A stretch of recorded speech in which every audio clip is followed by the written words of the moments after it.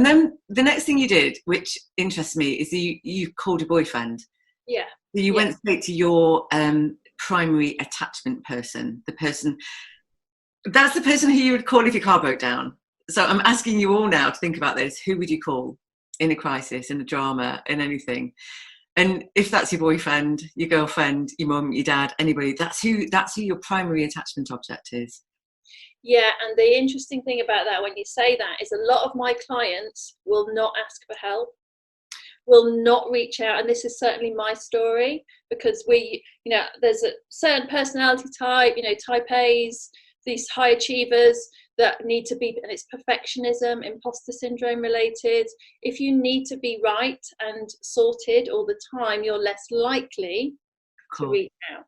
So that kind of, I'm feeling scared, I'm in a supermarket, I'm feeling wobbly, please help me, cannot happen for some people. Some people. So I absolutely, and I've had to learn that. Yeah. So I would say it's a really big thing to look out for, that during this time, the big thing I'm saying to a lot of clients, a lot of people I'm talking to, is to reach out and ask for help. Wow. So that's like learning a whole skill set that we didn't have access before until we're suddenly panicking in the supermarket or its equivalent. And yeah, so I hope people that are listening to this and watching this are going to remember it when the time comes. When you're panicking in the supermarket, who can you ask? And if we think about this stuff now while we're feeling calm, because I'm assuming people are listening to this or watching this when they're feeling calm, who is it that you would call? Who's the most safe person that you can go to in an emergency? So yours was your boyfriend, and he was able to give you some facts and figures and bring you back to now, wasn't he? Yeah, he was like, get dried fruit, get flour, get pasta if you can, get anything that's in a jar or a can. Seriously. So he gave you some really achievable little tiny bite-sized tasks, didn't he? Yeah, and what's key about that, when I think back to it, is the great thing to do around fear and to come out of it is, okay, worst case scenario, or like that, is what can I do? What would you do? Yeah. Actually, what can I do?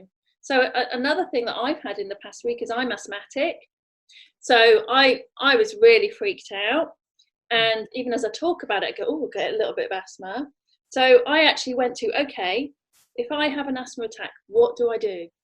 Yeah. What are the facts? So I researched it. I went onto the asthma organisation. It's like, okay, I do this and I do this.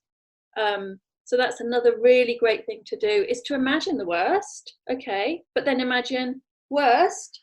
Okay, what will I do? And have an action plan in place, have something in place at least. Yeah. Yeah. And then what could you do maybe to prevent that in the first place? So now I've got all of my inhalers out. I know where they are. I've got them everywhere. And also then, if it does happen, how do I sort it out?